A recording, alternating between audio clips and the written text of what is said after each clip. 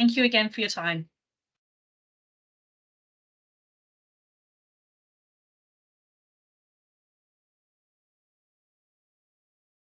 Oh, Olamide, I think we've, there we go.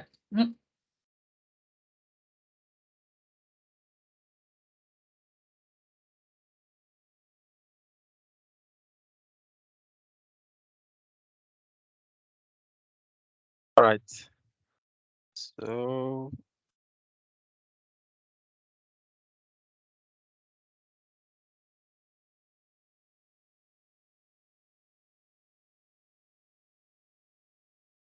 Sorry, you're on mute, by the way.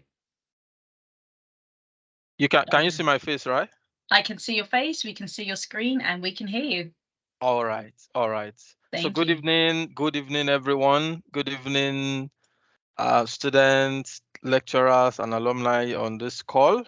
So this evening, we are going to be speaking about something very interesting, and that is we want to look at, does the news play a role in changing mood? And I'm going to be trying to answer quite a number of questions, as much as I can based on my knowledge, my experience, and what research that we have out there. So my name is Olamide Francis. I'm a communications executive with the British government. I work with the UK Health Security Agency, and I'll be facilitating this evening's webinar.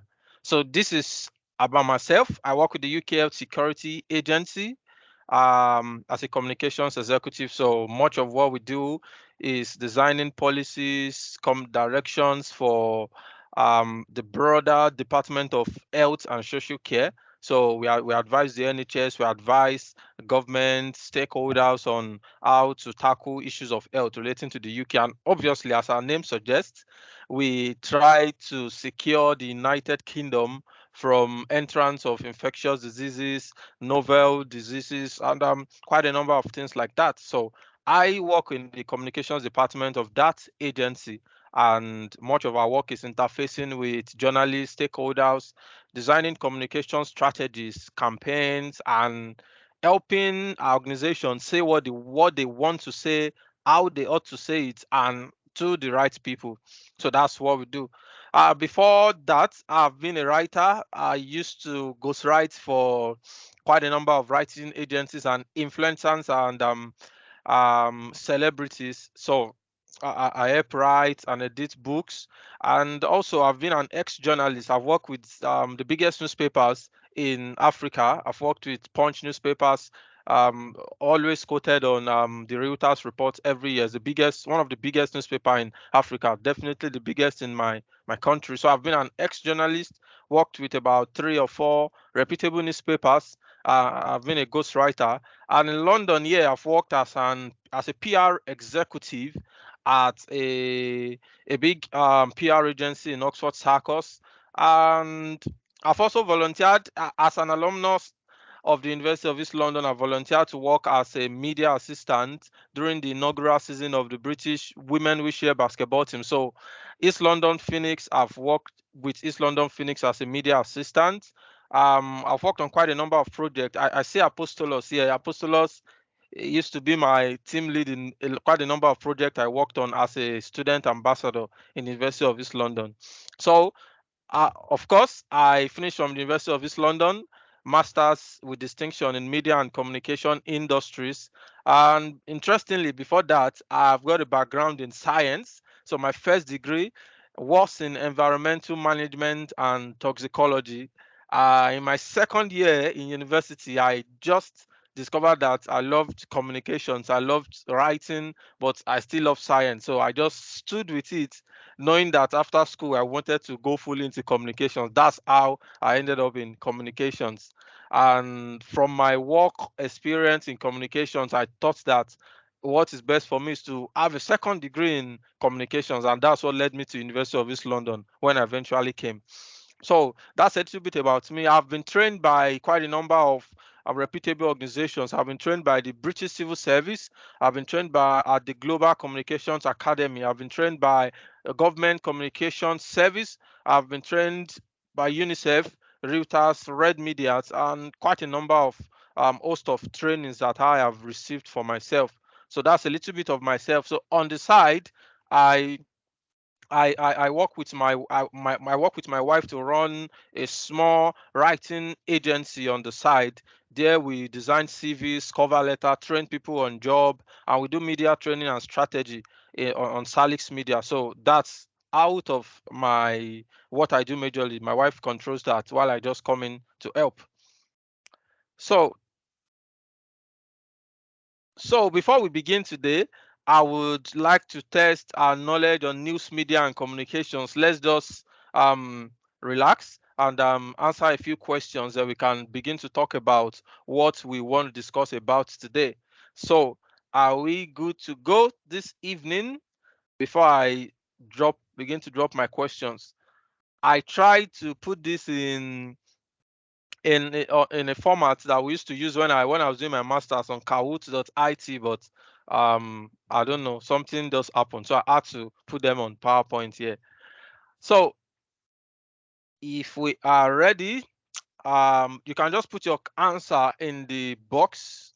You can just put your answer in the box and just say what you think the answer is.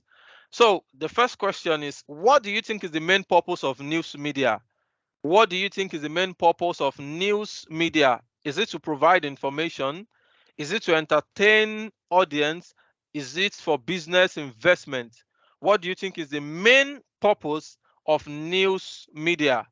What do you think is the main purpose of news media? Although I can't see the comment, the chat box, I'm trying to access that. But just drop in your answer. I will try to check that now. Let's see why you can't. I can read out some of the answers for you instead. Okay. What do you think is the main purpose? Okay. Okay, so I said A, Dr. V said A. We've got a couple more. I can see somebody typing now.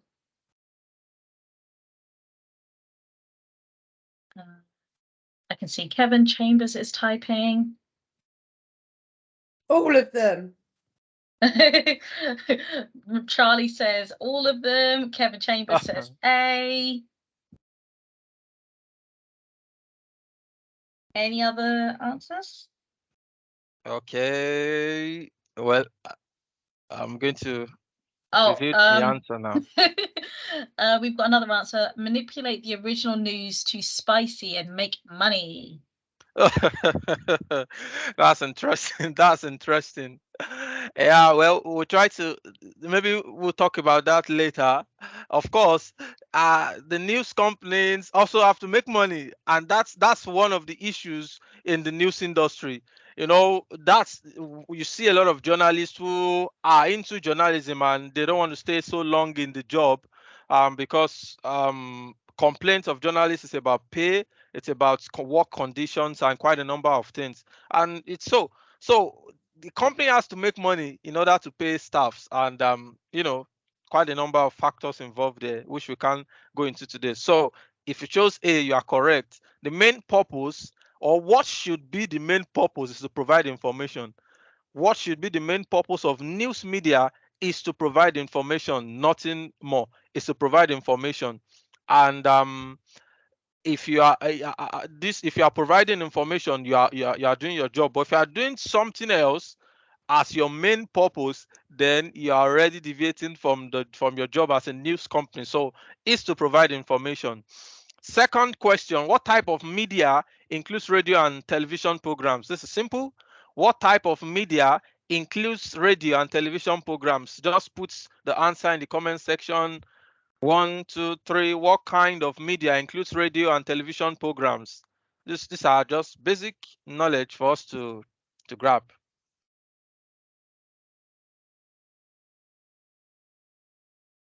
Okay, I'm going to read out some of these answers. We've got 2 people that have said A. Okay. Any other answer or contrary answers? Contrary in quotes. Okay, we'll just move on from here. So the answer is A, broadcast media. So of course we've got different type of media. So radio and television are broadcast media because you're speaking to a large public. Print media are newspapers, magazines. Those are print media. New media are let me know say about that. I think there's a question on that as well. So this question as well, what type of media includes podcasts and digital radio? What kind of media includes podcasts and digital radio? This is simple as well. What type of media includes podcast and digital radio?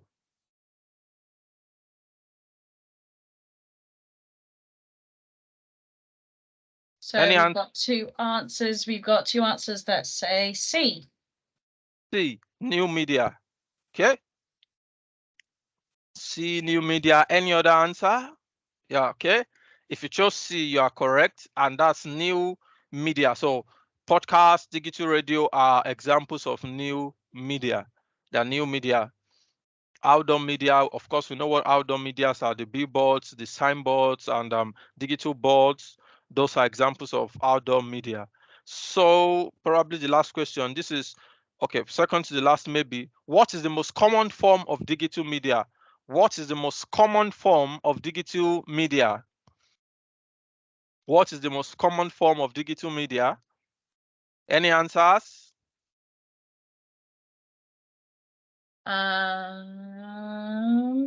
What we got? We have C. Three C. answers saying C. Yep. Okay. Let's see. Yes, C. Wow, lots of brilliant people here this evening. C. Social media. It's an example of digital media. That's correct. So the last question, I suppose, it says, what year was the first UK newspaper established? Just take a guess. What year was the first UK newspaper established? What year was the first UK newspaper established? Take a guess. What year the first standard UK newspaper, what year was it established? Any answers? Who wants to take a guess?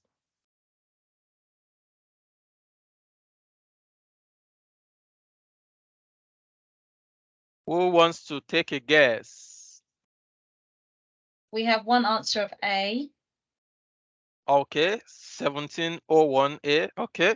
Any other guess?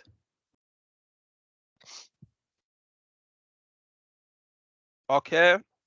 We'll move forward from there and let's see. The answer is C, 1702. The Daily Coran. That's the first standard UK newspaper. That's 1702. So let's move on into today's session. So part of what we are going to be considering today are these questions, and I hope we will have time to perhaps try to attempt to explain these questions, or attempt to discuss about it. But before we proceed, I want us to do something. Just give me a moment, trying to check. Okay, so I've splitted what we'll be discussing today into two major parts. This is the second one, this is the first one. Our first stuff, I want to hear what we have to say. What do you think about the coverage of COVID? In times of COVID, what do you think about how media reported COVID? What do you think about it? The media reported COVID properly. What do you think? Just say something about how you felt the media covered COVID. Then we can move on from there. How would you describe the media coverage during COVID? Scary. Scary. Okay. More so I guess in the US. It was overwhelming in the US. Wow. A lot of fear mongering. Less so in the UK, but intense is my answer. Intense. Okay. Kevin said So, informative. informative. Okay. Informative, scary, intense. Okay. Selective. Selective. Yeah. Yeah. Selective. Okay. That's something to take note of. Selective, informative, scary, and okay. Okay. Any other answer? So if you think about how COVID, if we use COVID as an example, we are going to see that we all have different opinions about how COVID was covered, and we are going to discover that um, each and every one of us, that's a kind of mood that the news has placed upon us through the coverage of COVID, and that's really what the news does to everyone. To be honest, straight answer: does the news play a role in changing mood? The answer is yes. The news can change your mood. The answer is yes. The news can change your mood, and we are going to try to talk about how the news is able to do this. Think about plane crash. Let's use plane crash for example. Plane crash is always make the news. When there's a plane crash, it always makes the news.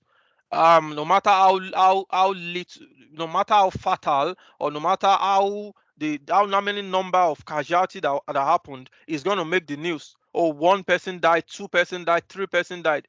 Plane crash usually will make the news. But imagine car crash. Not every car crash will make the news. Not every car crash will make the news. And guess what? Car crash probably has killed more people. If we look at statistics, has killed more people than plane crash has. But because we usually only see, or most times see, plane crash on the news, there's a certain perception that begins to create in us, and that perception will make people will find it scary to jump on a faulty plane than to jump on a faulty bus.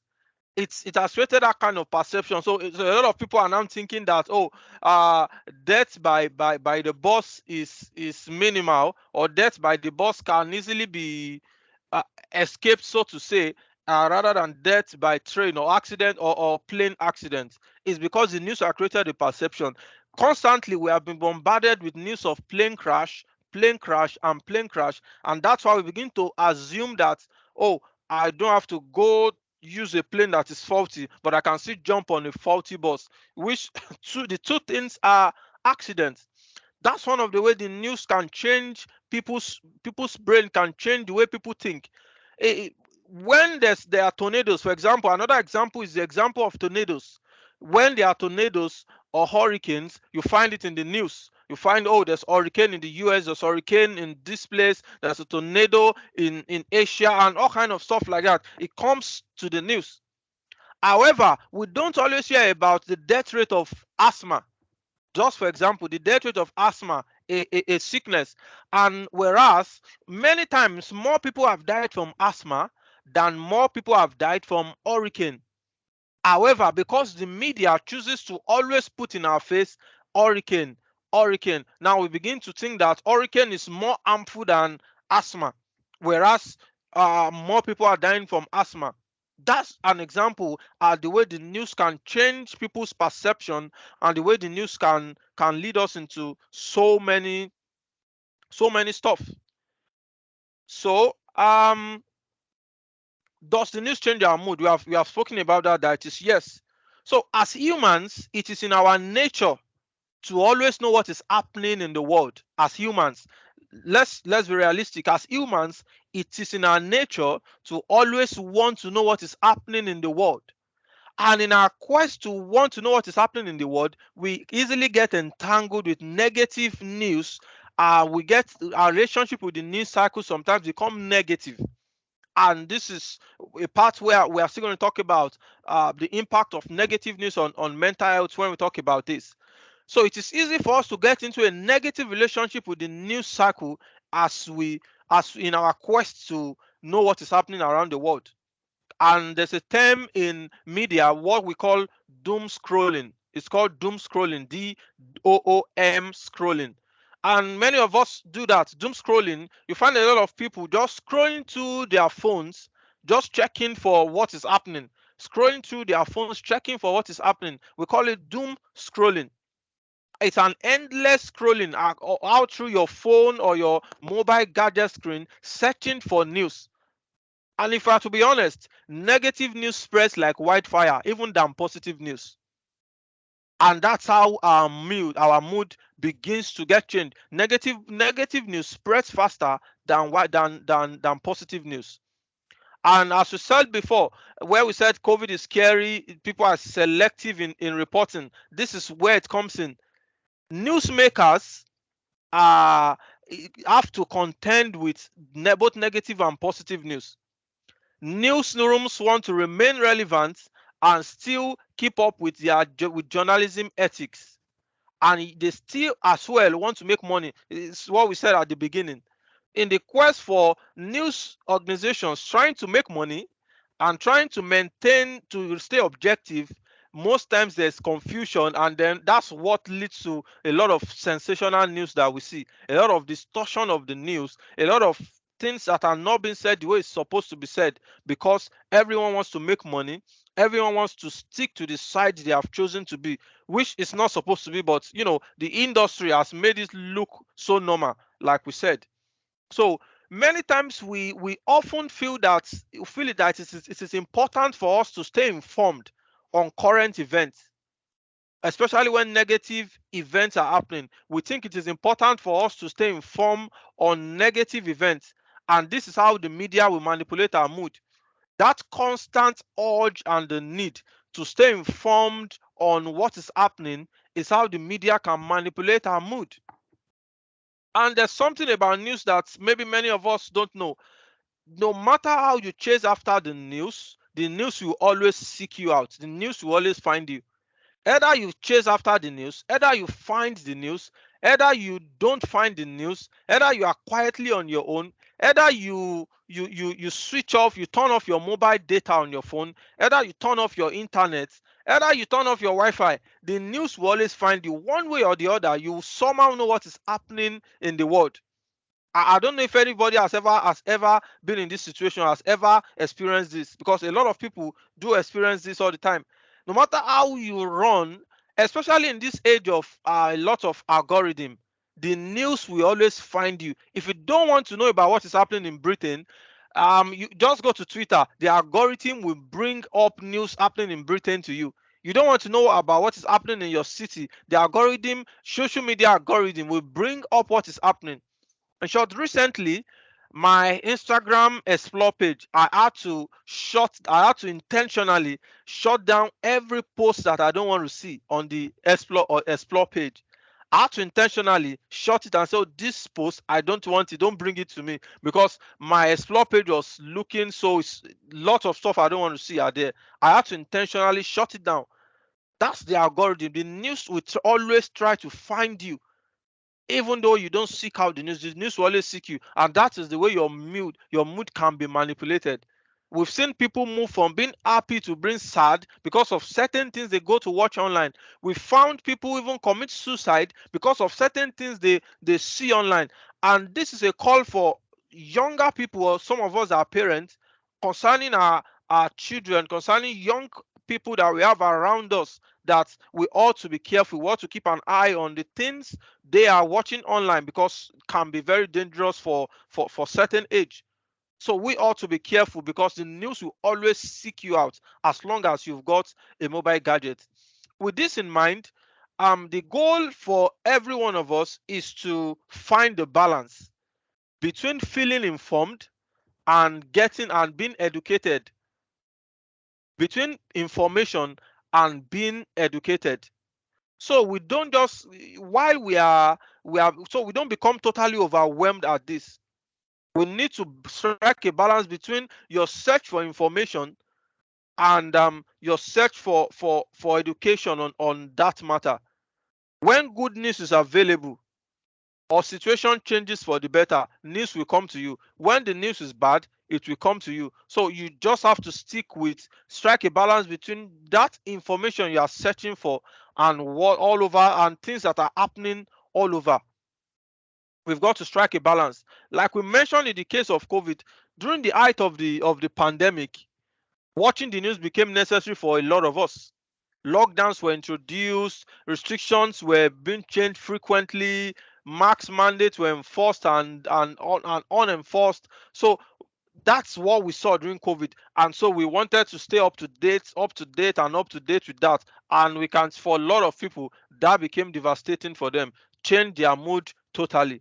So most times, devastating global events will lead us to doom scrolling that we mentioned before, constantly checking on the news to see what is happening, and then that would definitely affect our mood as a person. And this brings me to what the impact of news on our mental health. The impact of news on our mental health. According to the World Health Organization, the World Health Organization said that COVID pandemic triggered 25% increase in the prevalence of anxiety and depression worldwide. 25% increase. 25% increase. News from COVID triggered 25% increase in prevalence of anxiety and depression worldwide. So the way we consume news has changed significantly over the past decade, and thanks to social media, everyone now have the news at their fingertip every day and all the time. While this makes current news event accessible in a multitude of formats, whether it be articles or videos or podcasts or infographics, it can make us feel inescapable.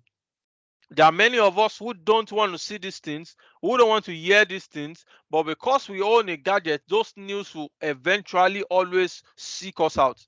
And guess what? When we consume too much of negative news, with activities such as doom scrolling, what happens medically, what happens to our bodies, our nervous system releases stress hormones. I don't want to go into science detail of that. Our nervous system secretes stress hormones, and can eventually damage our system, our body system, our nervous system.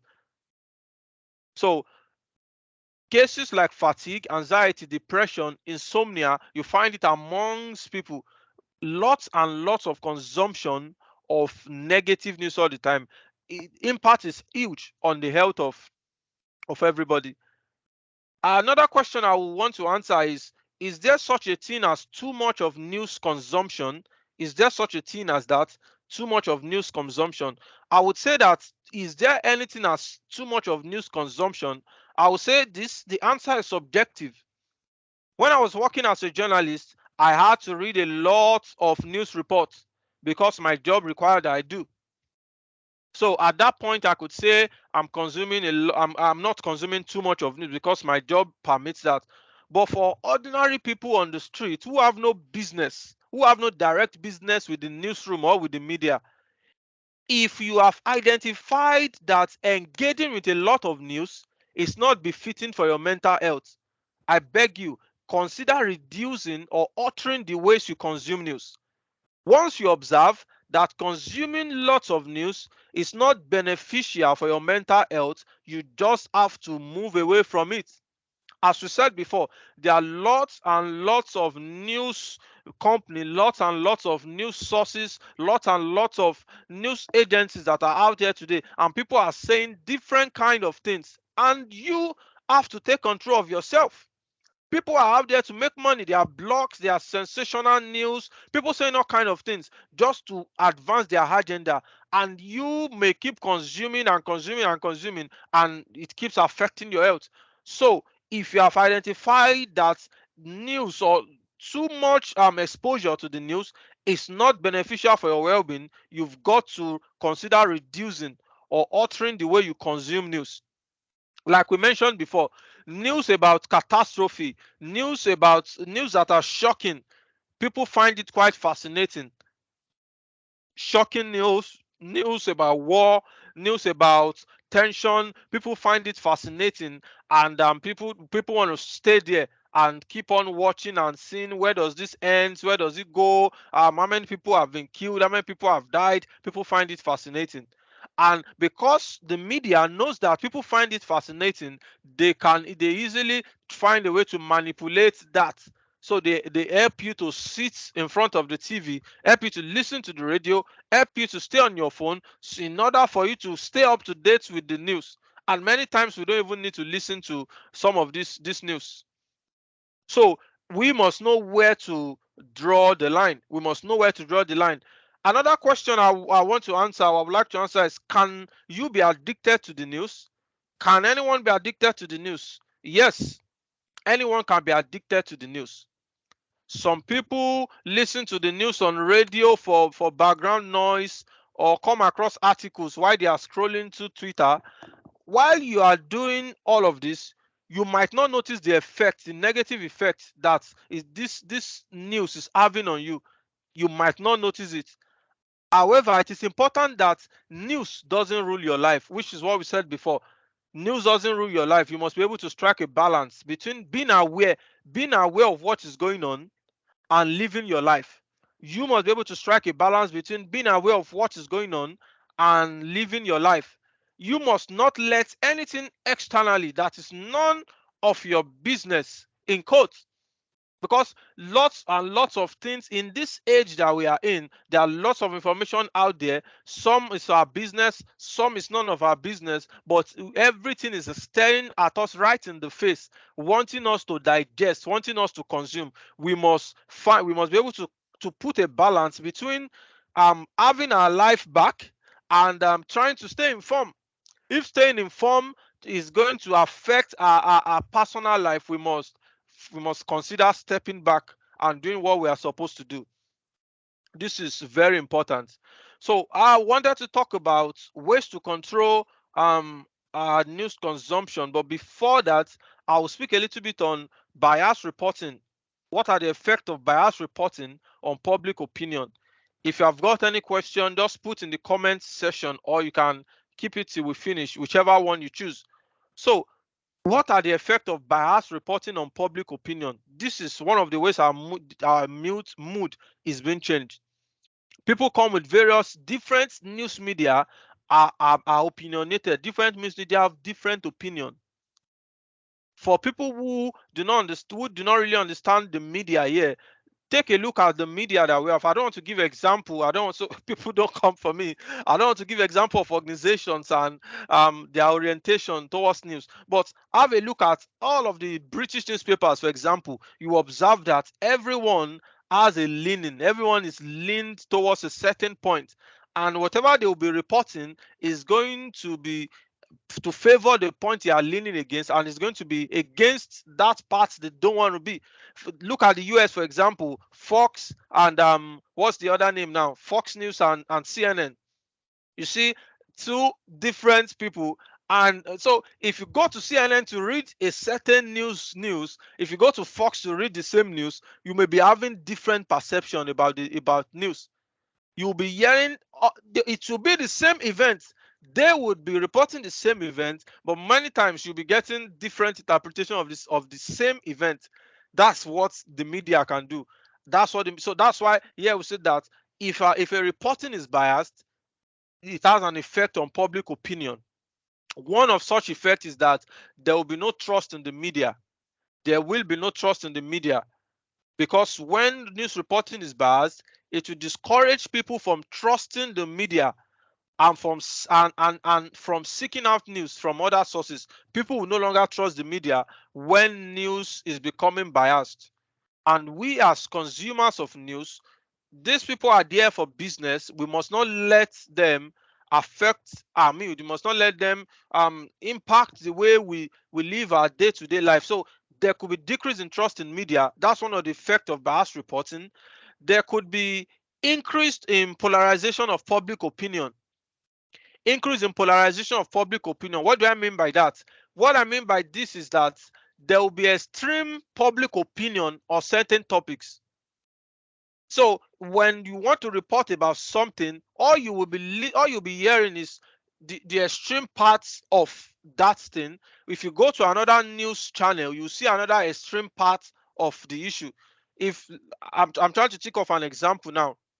If you are reporting about maybe I can't remember an example now. But what in that case, what we are going to be having is polarization, extreme parts. Let's say, for example, CNN will report on something, they will take it to the extreme. Fox News will report on something, they would take it to the extreme as well. So when you are listening to CNN, you are going to be seeing the extreme of that topic. When you are listening to Fox, you see the extreme on another side. of the same topic. That's what biased reporting of can be. The effect can be on public opinion. And so when we sit together at the pub discussing about the news, you will have a different opinion from my own opinion based on what both of us have gone to listen to in the media. That's how the media can change your mind, change your mood, manipulate you to do something. You have different opinion, the next person have different opinion. Another effect of bias reporting is, of course, we mentioned that. I wanted to say increase in polarization of political discourse. Yes, when we discuss, there will be we'll be far apart in our discussion. Another one is spread of misinformation. Misinformation will spread if we don't tackle bias reporting. There will be spread of misinformation like we had during COVID. If you observe during COVID, that was it. COVID showed news companies and fact checkers that there's lots of work that need to be done. Many young people or even news companies have not seen an era where there's a need to fact check a lot and lots of news stories like we saw in COVID. Someone is saying this year, someone is saying this year, conspiracy theories on the left, another conspiracy theories on the right. People are selective on what to report. Some people are suppressing the truth of the news. So you see lots and lots of stuff all over the place. So everyone begin to have their opinion about stuff.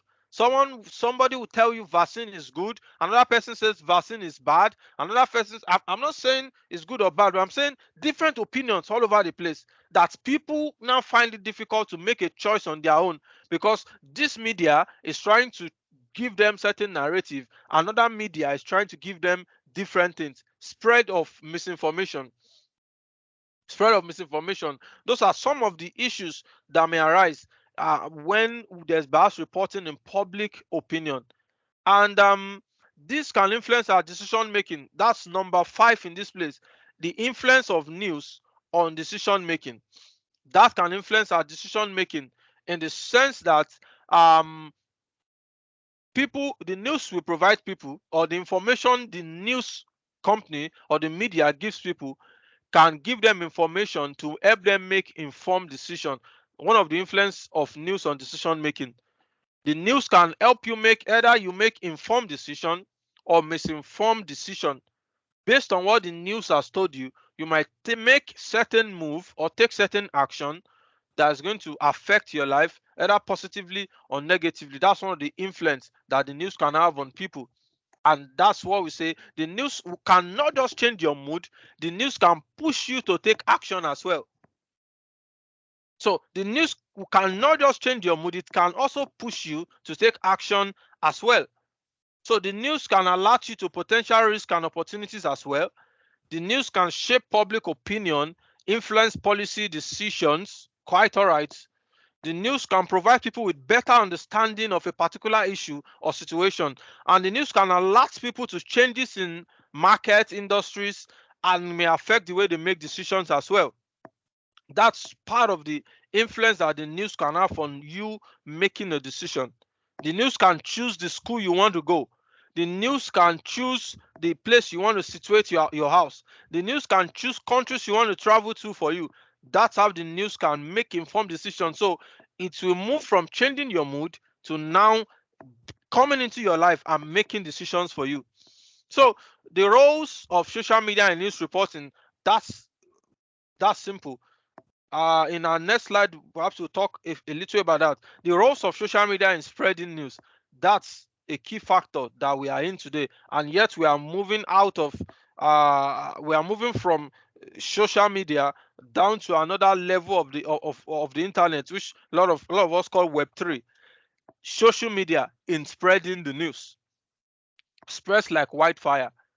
And because of social media, that's one of the issues news agencies are having now. Everyone has become a journalist, trained or untrained, because we all have a phone. Everyone wants to report, and so misinformation now spreads like wildfire all over the place because everyone have access to the internet to spread information. That's very that's something we all have to be worried about. So in the next slide, I will talk about information and how we can fast check news. So how much of the news is informative and good for us? How much of the news is informative and good for us? You see, in order for us to understand how much of the news is informative and good for us, we need to answer the question of why are you uh, on the news? Why do you want to know about what is happening? Is it because of your job? Is it because of your family? Is it because of personal interest? Why do you want to know about what is happening?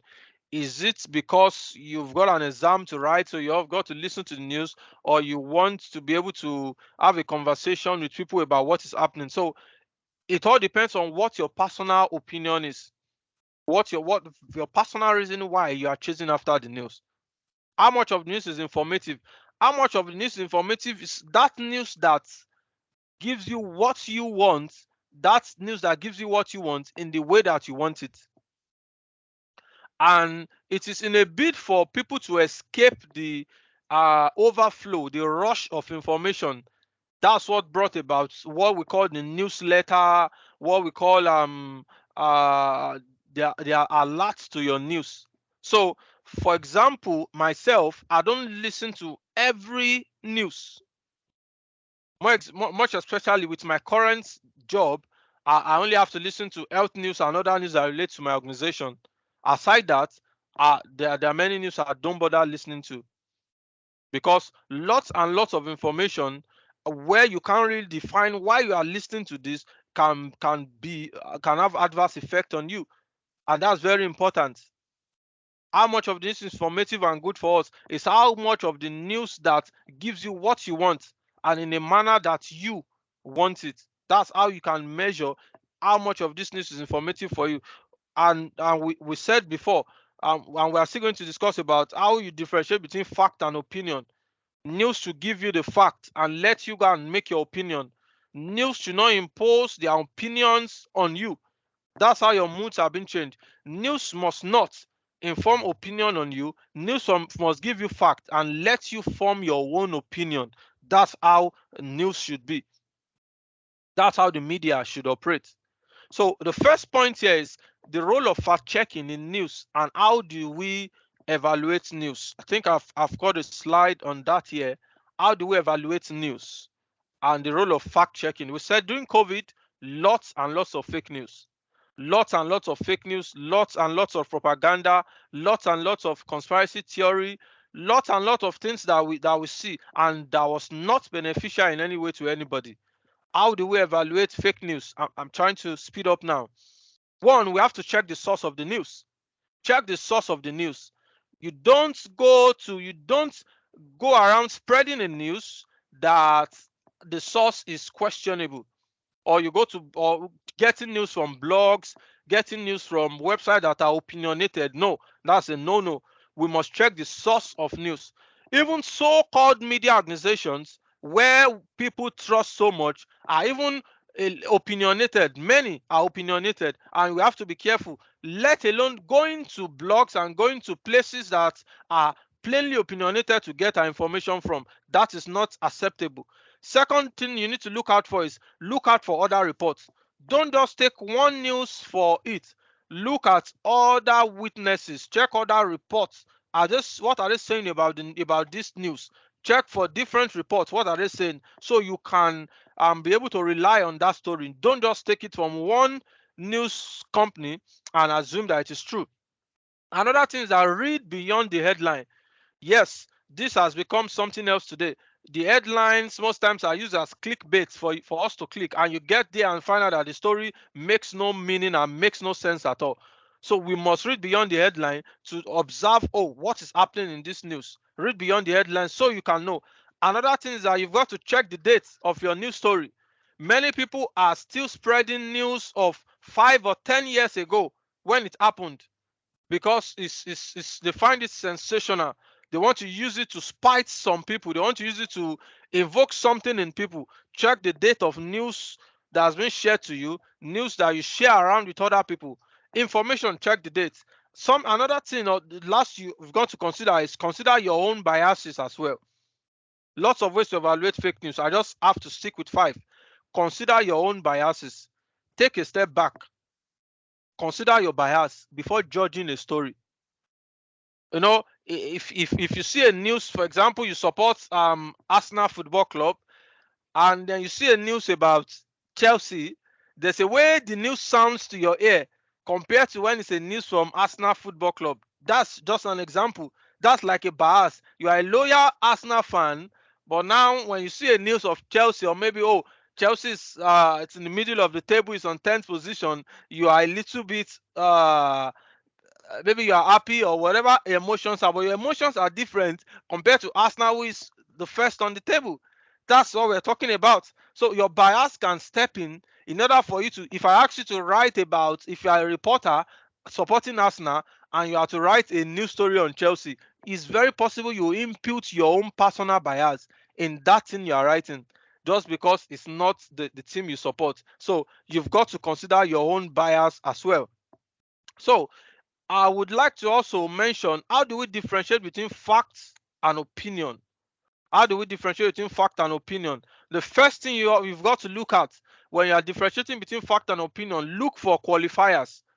Qualifiers like I think, I feel, I believe. You would observe when you observe in an opinion writing that this person is talking about himself, is referring to himself. So the person will begin to personalize information to himself and say, I, me, we. You would know that this is an opinion. This is not a fact. In case the person did not state it, that this is my opinion, you've got to look through it and know that, oh, this person, this is not a fact. This is just my opinion. So quickly consider the tone of conversation as well. When you are reading through news reports, look at the tone that is being used. It can suggest to you if it's a fact or if it's an opinion. Another thing you've got to look at is to examine the source of the news or of the article, of whatever you are reading in the media. Examine the source. Facts are often presented by reputable news sources like newspaper, website, broadcast news. Opinion articles you might find out on opinion websites. So if a website says this is an opinion website, take everything you find there as an opinion, not as a fact. Very important. In academic writing, we usually say that you don't go and most times you say quality academic writing, you don't go cite a blog or cite something that is not relevant to what we're talking. Look for an academic report that has been published on that matter. That gives your word more credibility than going to look out for something else. So same thing in this place. Examine the source. You need to also check the evidence. Check the evidence. Opinions usually will not have evidence. Facts are supported by evidence. Opinions don't have evidence. It's just the thought of somebody. Check that as well. So you've got to also consider the language that has been used in it. Consider the language and check for conclusion. What is the person trying to draw our attention to? What is the writer? What is the news organization trying to tell us? Consider that as well. I'm trying to wrap up now. Just trying to speed up. So sensationalism is another thing I want to talk about. Sensationalism. Sensationalism is something that has taken over a lot of news companies today. Sensationalism. People want to make news sensational so that the papers can sell, so that can drive traffic to the website, or so that people can queue up to listen to what we have to say. So sensationalism is being mixed with the way news is being reported today, and there are grievous consequences for this. Because news is not meant to be sensational. We are meant to say things as it is, not to try to use it to excite people or try to use it to manipulate the mood of our readers. No, we've got to say it as it is and let the readers conclude. Let the readers have their own opinion. No need to be sensational. Only gossip blogs can be sensational. That is their job. That is how they make money. Proper news organizations should have nothing to do with sensationalism, and we must not fall for this trick. Sensationalism, some of the consequences of being sensational as a news company or reading sensational news: distortion of facts. Sensationalism will distort the fact of the whole story. It will exaggerate a lot. It will omit facts. It will misinform readers point blank. There's no two ways about that. Sensationalism consequence, another one is loss of credibility. News will lose credibility. News organization will lose credibility because what? They are trying to be sensational. Fear mongering, like someone mentioned, COVID news was, the coverage was full of fear in some news organizations. The coverage was full of fear mongering, because people made the news sensational. They took sensation to another level while they are reporting COVID. That, and we saw that fear mongering, sensational stories can create fear and anxiety in the public and can lead to unnecessary panic. Sensational. Oh, somebody will come and say, oh, a virus is about to come to the planet tomorrow. Go stock up your house, go to the supermarket and buy stuff. And then you find a lot of people in the supermarket trying to lobby and shop for something because someone said a virus is eating the earth tomorrow. Imagine that. Sensationalism, sensational news. So can create fear. It can promote stereotype as well. Those are the consequences of sensationalism. It can promote negative stereotype of certain group of people when we are trying to be sensational with news. Another of the consequences is we will lose our objectivity. News companies will never be objective when sensationalism comes in, because you would be journalists will never stay objective, and they will be focusing more on the sensational element of the news than the news itself. You focus more on the sensational element of the news than the news itself, instead of focusing on how much is a project in the council. Now that's just an example. You turn focus from focusing on how much a project is in the council to focus on what is the painting, what is the color of the building of the council, what is the design of the. Imagine that's we are not focusing on what we are supposed to focus on now, trying to focus on something else. Those are part of the danger of sensationalism. Perhaps I should end with the role of technology in news dissemination, just because of time now. The role of technology in news dissemination.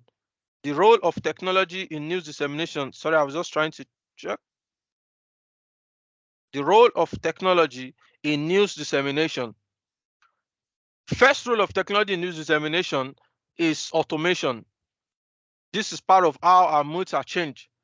Technology has allowed news outlets to automate tasks like collecting data and organizing stories. They made it easier to create and disseminate news quickly and efficiently. Automation is a way that news has been able to spread like wildfire.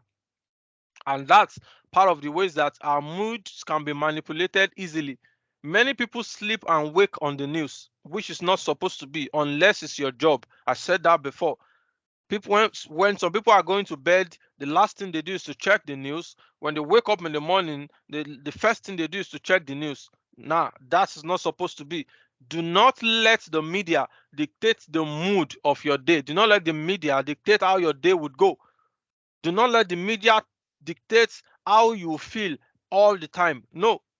So automation is one of the role in technology news. The news dissemination is automation. Second one is distribution. Technology has helped news to be distributed faster and easily. That we have social media, websites, emails. We can reach larger audience. Technology has helped news organizations to reach larger audience by distribution. We ought to be this is the part where we ought to be careful. So one way you can use this to your advantage is just go to your favorite news website, set up a news alert that gives you only the news you want to read, only the news you want to hear about, and that's it. They'll send it to your email, read only that news and close the case. Don't bother about every of the whole news on the website. That's a way you can evade this. You use technology is available, use it to your advantage, so you get only the news you want to read and nothing more. So nothing changes your mood, nothing manipulates you to do what you are not supposed to do, nothing creates anxiety or fear in you. You just go on living your life. Another role of technology in news dissemination is verification. So technology has helped us to be able to verify certain news information. If the news is written by a robot, if the news is if the pictures used are original, if the pictures used are old or new, technology has helped us to verify. Another thing is interactive experience. Technology has helped us to be able to interact effectively with the news. So I'm sure you've heard of virtual reality and all, where you can actually be transported to where the news is happening and you can see what is happening for yourself. Of course, lots of improvement is still being done with regards to that. So lastly, in terms of analyzing the news, technology has helped us to properly analyze the news. Let me see if there's anything else I need to talk about. So we've spoken about social media and news coverage as well.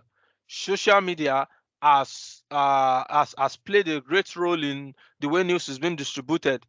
Twitter, Facebook, Instagram, the news are all over the place staring at you. And I bet you there are much more news coverage coming. I mean, much more media companies coming, so there'll be overload of information. It's not left to you to get a grip of yourself and only focus on what you're supposed to focus on, and do not let the news change your mood or influence you to make a decision you don't want to do. So I will now take any questions that we have. And while the questions are coming in, if there's any, I would just conclude here. So if we are interested, while the questions are coming in, if you have any question, you can drop in the comment section while I'm trying to conclude now. So we can connect together. This is my email address in case anyone wants to reach out or connect with me. Writing and content creation, media and communications, training, research and strategy is something that I do. I do this for both individuals, companies, and an organization. So if you want to connect with me, this is my LinkedIn profile. This is my Twitter account, and it's my Instagram. So you can connect with me on any of those platforms, and we can start things off from there. So this is my email. If anyone wants to reach out to me, you can reach out to me. So if there's any question, I would like to take any question we may have now.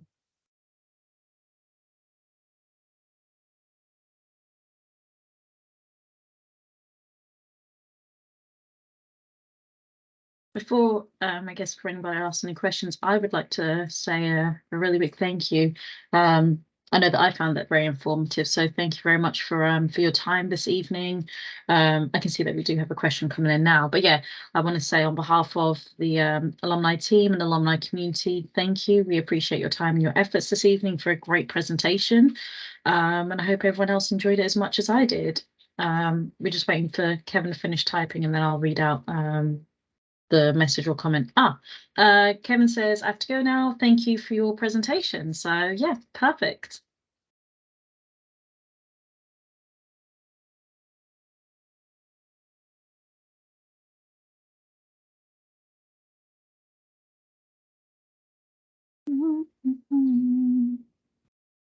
Dr. V says, very informative. Thank you.